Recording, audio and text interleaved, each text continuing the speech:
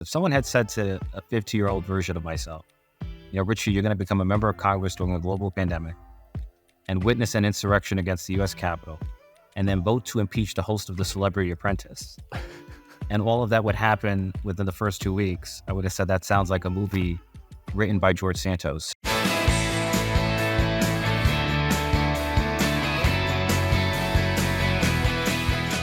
Hello and welcome to the Bulwark Podcast. I'm your host, Tim Miller. It's Tuesday, June 4th. I'm here with Representative Ritchie Torres, Democratic congressman from the Bronx. He's a former member of the New York City Council. He was elected to Congress in 2020. I'm pumped to have him here. Been wanting to do this for a while. How you doing, Congressman? It's an honor to be here. Happy Pride. Let's do it. Happy Pride. I've got some Pride questions for you coming down the pike here, about halfway through. But first, I just wanted to talk a little bit about Donald Trump. I don't know if you've heard of him. You grew up in public housing in the Bronx, across the street from the site of what was once a garbage dump that then was developed into a golf course with the Trump's brand name on it. And so my question for you is, sometimes do you feel like you're in like a Dickens novel where there's a buffoonish, greedy villain that haunts your entire life? Yes. I feel like the ghost of Donald Trump has been haunting me at every point in my life. So as you said, I grew up in a visual tale of two cities.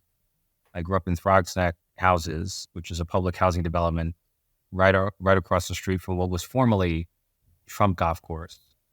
And I kid you not, as the golf course was undergoing construction, it unleashed a skunk infestation. So I tell people I've been smelling the stench of Donald Trump long before he became president. And then the ghost haunted me when I became a member of Congress. If someone had said to a 50-year-old version of myself, Ritchie, you're going to become a member of Congress during a global pandemic and witness an insurrection against the U.S. Capitol, and then vote to impeach the host of The Celebrity Apprentice, and all of that would happen within the first 2 weeks, I would have said that sounds like a movie written by George Santos. So, and then what about if they said that your colleagues would then nominate that same reality TV show the star that did the insurrection? They would support him for president again 3 years later. I would have had trouble imagining it until I actually served with these crackpots. Yeah, I'm curious. I want to get back to the Trump Bronx event, but what is it like? I mean, you've kind of strayed from your party on a few things, or maybe not from the main body of the party, but for some on the left. You've kind of made alliance on various issues with some Republicans. Like, what's it like serving with these guys now? I mean, when you're talking to them, I mean, is there any kind of awareness that what they're doing right now is absolutely insane? Like, have you broken any of them? Gotten any of them after a few gummies to admit the truth to you or anything? Look, unlike the far left, which remains a friend, Donald Trump is representative of the Republican base. He is essentially the Freudian id of the Republican Party. He is a repository of their basest desires and impulse. And so I have met House Republicans who will secretly acknowledge to me that Donald Trump is an albatross around the neck of the Republican Party. But these people live in fear of him. Are they still there, or are they like the Mike Gallaghers that are telling you secretly now? There's a much wider universe of people who live in fear of Donald Trump. Yeah. But I guess the New York delegation, we don't need to start naming them, but the New York, I have a few suspicions in the New York delegation, let's just say. Well, look, we no longer have a two-party system because you have a normal political party like the Democratic Party. But the Republican Party is no longer a traditional political party. It's become a cult of personality around Donald Trump. Yeah. Right? The Christianity of the Republican Party has been replaced by Trumpism. Trump is the new Lord and Savior. And watch out. MTG is going to get mad at you for that. So she already accused us of banning Christianity. So. Yeah, that's true. He came back to your district for the event in the Bronx. He brought a couple of rappers on stage who are out on bail for gang activity and murder. Chef G, not one of my favorite rappers. I've got a few others I prefer. But some of the polls show, I don't know that absurd strategy is working, but some of the polls show there is some backsliding among working class Black and Latino voters, particularly men, towards Trump. Like, are you seeing that at all back in your district? Like, what's your sense of that? The honest answer is yes, but at the margins. I mean, the Bronx is overwhelmingly Biden country and will remain so in November. But Trump has made gains at the margins. He did so in 2020, and he may even make further gains in 2024. But, keep in mind that the communities of color have never been monolithic in their voting patterns. In the 2000 election, George W. Bush won 40% of the Latino vote. Yeah. And the Latino vote in America is highly variegated. Latinos and, Puerto Ricans and Dominicans in the South Bronx are qualitatively different from Venezuelans and Cubans in Florida, who are qualitatively different from Mexicans in California, who are qualitatively different from Mexicans in South Texas. And so I know people are shocked by Donald Trump's support in some elements of the Latino community, but it's actually in keeping with the historical pattern. What though? I mean, sure. Like, yes, there's trends that come in and out with these voters, with all voting groups, right? Coalitions change, but I mean, it's a little alarming, at this moment, given the nature of the threat.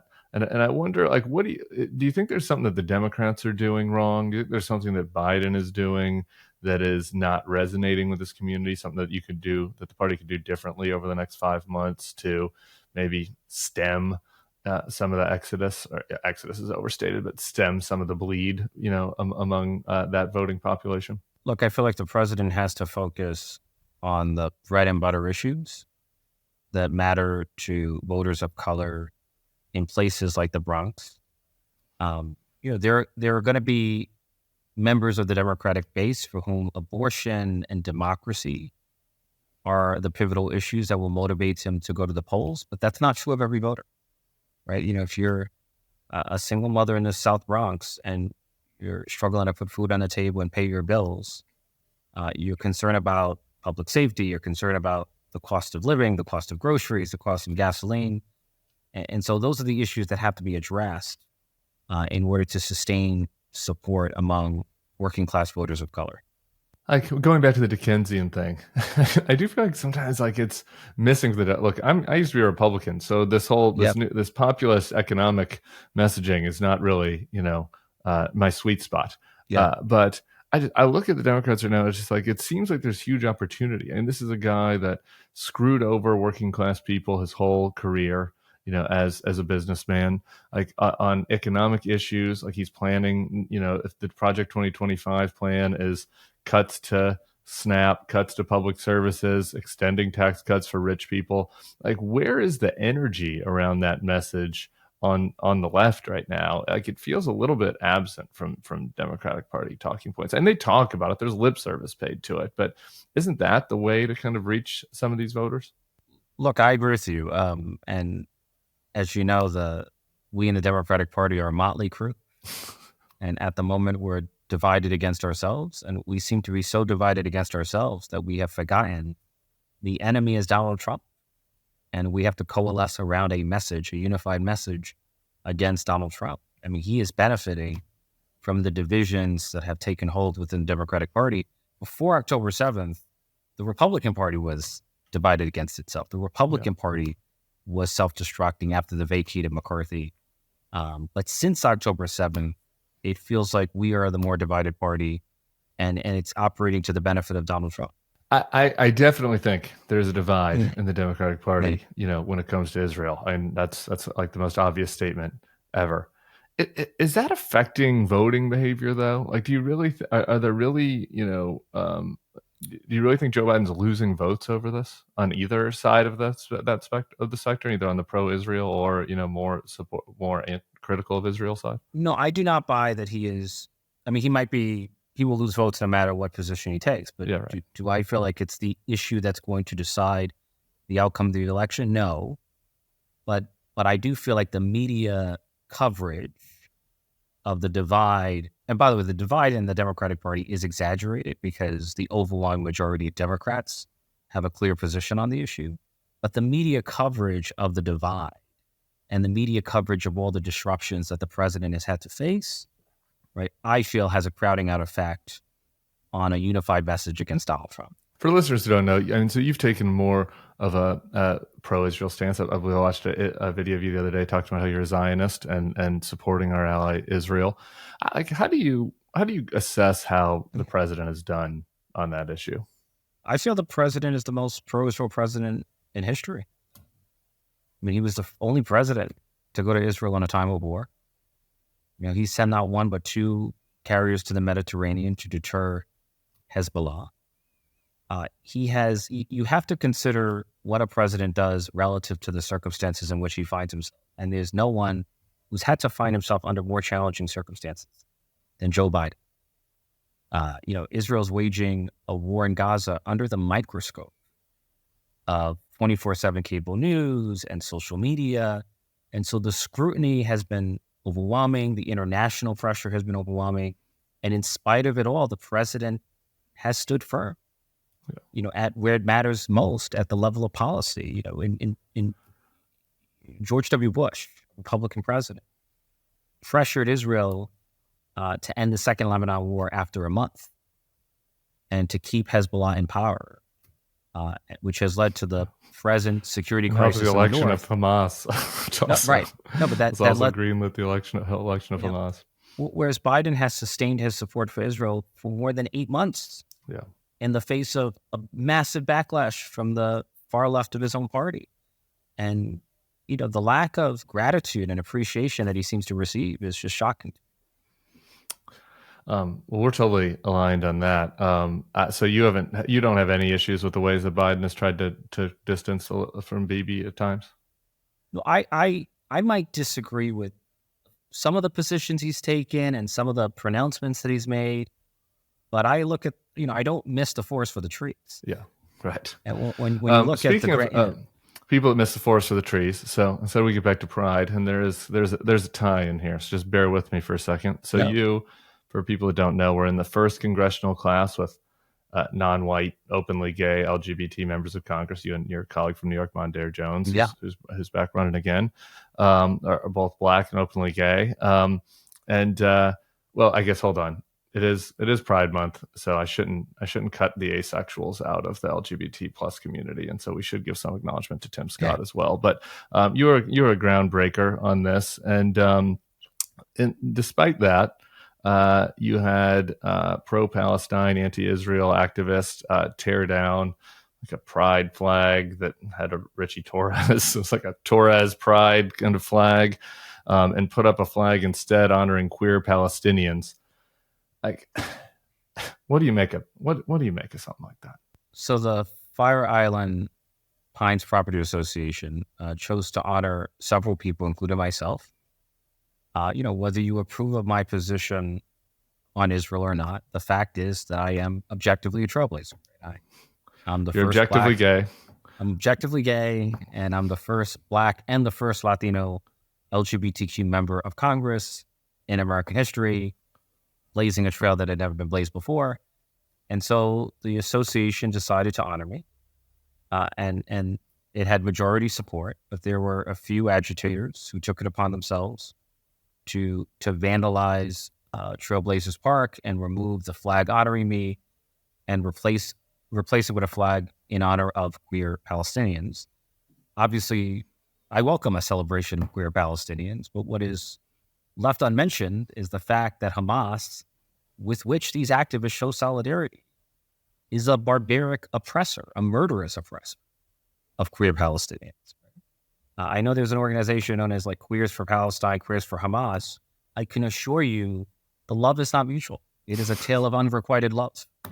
Yeah, this is the thing I don't get. I mean, I am, probably more than some of my colleagues, and maybe even more than you in various ways. Like, concerned about the humanitarian issues in Palestine, feel like Bibi is mismanaging the war a bit, don't feel like Bibi has an end game. So all criticism of Bibi has a safe space here. Criticism of Israel or constructive criticism or opinions about that are welcome here.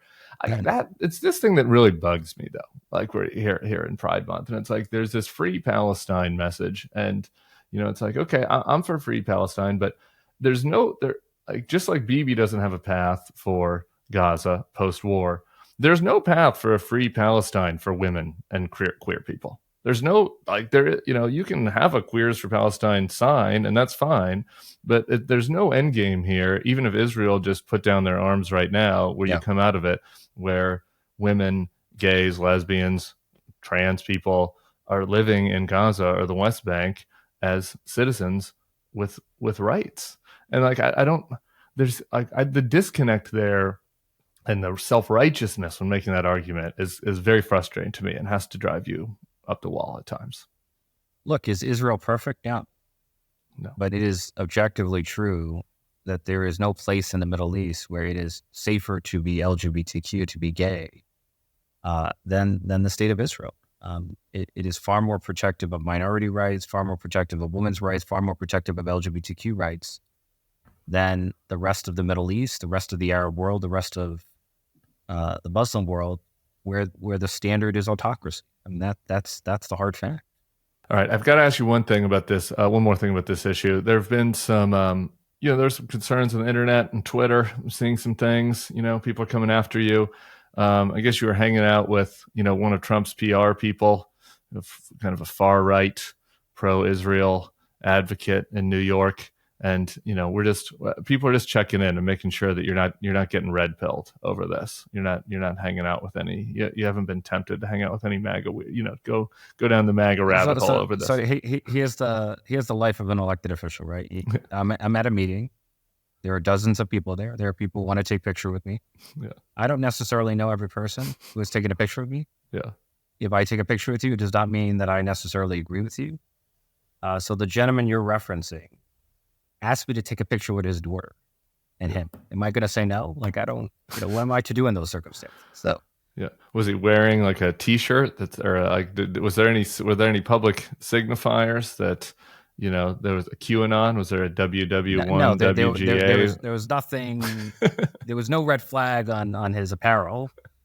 And so, or red hat on his. I'm not, I reject the game of guilt by association. I feel like we as elected officials should be judged by what we say and do. So hold me accountable for the votes I cast. Hold me accountable for the statements that I've made, and I'm crystal clear about where I stand on the issues. I do not shy away from a clear expression of where I stand. But, to pounce on me for a photo just strikes me as ridiculous. I've met thousands of people. I take thousands of photos. Believe it or not, I'm fundamentally a nice guy. So when someone asks me to take a photo, I will say yes. This kind of relates to another thing I wanted to talk to you about. You've written and talked a lot about how you're kind of an introvert. You suffer with depression, mental health issues. Back when I worked with Jeb's also an introvert, unlike his brother. I think it explains a little bit about their electoral success, but maybe that's for another day.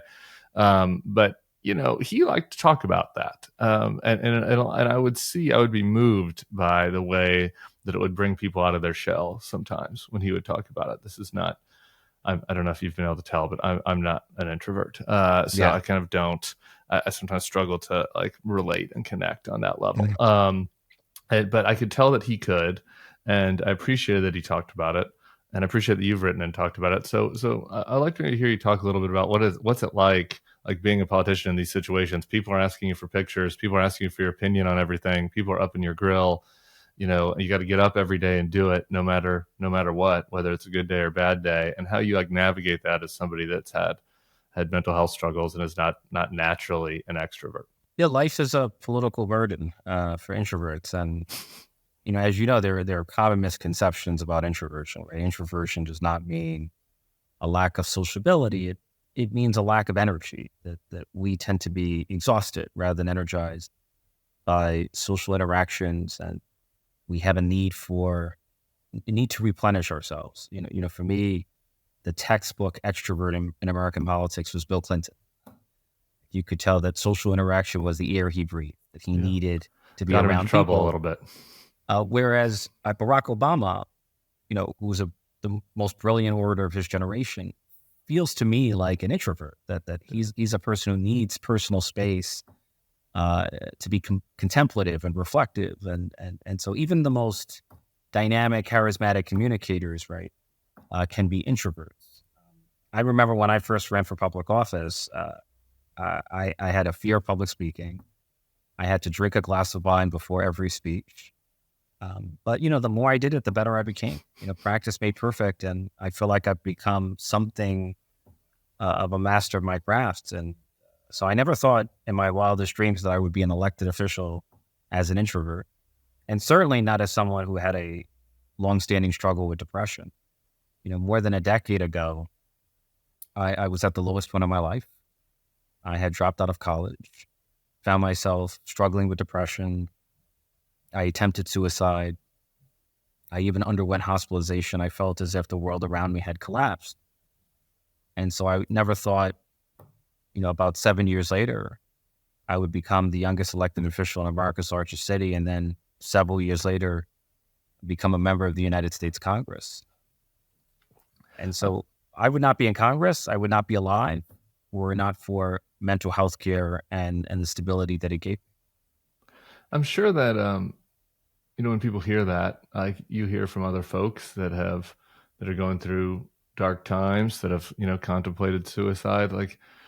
There's obvious cliche advice for everybody, but, I just have something that's been there. Is there anything from that experience that sticks with you that you like to share with people that those of us who have not gone through it might not think about? Or a secondary question is, like, somebody like me, if I hear somebody say that they're having suicidal thoughts, they're going through deep depression, like, what was helpful to you?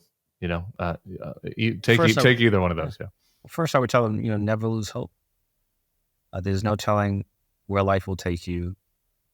And it's possible to overcome struggles with mental health. And I stand as living proof. But I would tell people to seek care. There's, mental illness is nothing of which to be ashamed. Like, as if you're struggling with depression, you should seek care just like you would seek care if you were struggling with diabetes. It's not a failure of willpower. It's not a failure of character. It's a condition that requires treatment, that requires psychotherapy and medication. Every morning I take Wellbutrin XL 150. I take the same antidepressant that I've taken for more than a decade, and I feel no shame in admitting it. And I will tell you that it enables me to be the best version of myself, to be a productive public servant in an extraordinarily demanding and draining political environment. And how about, I assume you had a support network. Were there folks on the outside that? Yep. Is there anything that stands out for you as something that was particularly helpful? My greatest hero is my mother, who raised three of us on minimum wage, which in the 1990s was $4.25, in the most expensive city in America. So, she is my hero, and she's achieved mission impossible for me and my brothers and my sister. And when I won my primary in June of 2020, and when I knew that I was going to be the member of Congress, I publicly said that before I was a congressman or a councilman, I'm first and foremost the son of Deborah Bosselet, my mother, Deborah Bosselet. For me, the greatest satisfaction of public life is the honor of representing the South Bronx, which is full of single mothers who have sacrificed and struggled and suffered so that their children and grandchildren can have a fighting chance at a decent life. Like those are the people whom the Democratic Party should represent first and foremost, because they are the unsung heroes of our country. Amen. Single mothers. One weekend alone with my child, and I was just like, oh my God, how do single mothers do it? It is absolutely unbelievable. I just throw myself on the ground and just throw flowers at every single mother in my life. It is an unbelievable skill that they have, and an unbelievable challenge, and they deserve all our praise and support. You're right. Again, this goes back to the initial question. I'll let you go. Centering those folks, centering single mothers, centering working class people, like that was traditionally a Democratic strength that I do feel like the party sometimes gets away from a little bit. And I think that part of the question of a little bit of slippage among working class people in communities like the Bronx is because they see the Democratic Party as being, some of the more frivolous, social justice kind of more, privileged, faces being put forth, rather than people like your mother. I don't know. Do you think that you have any thoughts on how the party can recenter, people like your mother? Look, I feel like we have to make a concerted effort to speak to people like my mother. I do worry that the activists and the academics often have outsized agenda setting power in progressive politics. But we have to return to our roots as the party of FDR and speak to the working class and to the lowest income communities of color, because we are the only party that represents their interests. We are the only party committed to defending the social safety net from the far right of American politics. All right, Richie. Cheers to your mother. Do you have any? What are you listening to these days? Do you have any Pride tunes? I'm sending people out with Pride tunes this month. Do you have one? I'm the worst person to ask. I'm like the. You just listen to podcasts. You're just grinding on podcasts all day. I have a friend who said, Richie, you're utterly lacking in any fashion sense. So you obviously heard of the show Queer Eye for the Straight Guy. He calls himself a straight eye for the queer guy.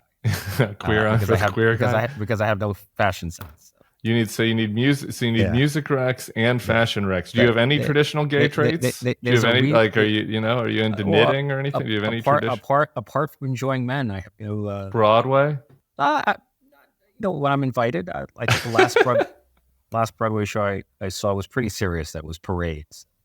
Okay. Well, the only qualification, actually, this is an important part of gay life that some people don't realize, that want to stereotype from the outside. Liking other men is actually the only qualification. So you cross that bar. Thank you for the time. Much love to your mother. Congressman Ritchie Torres. Hopefully we can do this again soon.